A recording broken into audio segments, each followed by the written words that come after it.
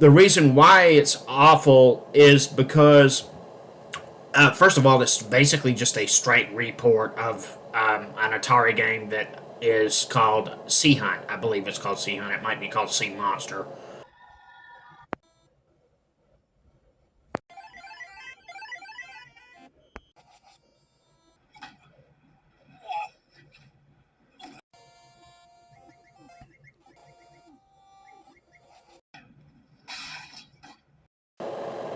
All right, so today we're going to talk about one of the most eminently forgettable games ever, and I've got my thinking cap on to try to explain to y'all why it's just pitifully bad, basically. The game we're talking about is Jaws for the Nintendo. Really, it's not, the fundamental design of it is not completely awful, but the fact that you don't really get to do anything at all except the part with the two guys on the boat running around looking for the shark.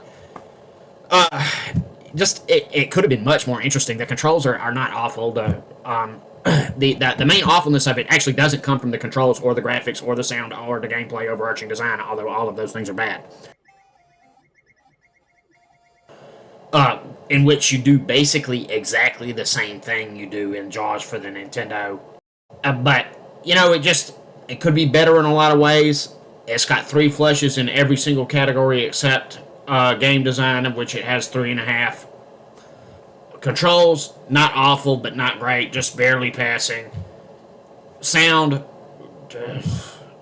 not awful for the Nintendo, but a modern game designer would literally laugh in your face and say no if you did that.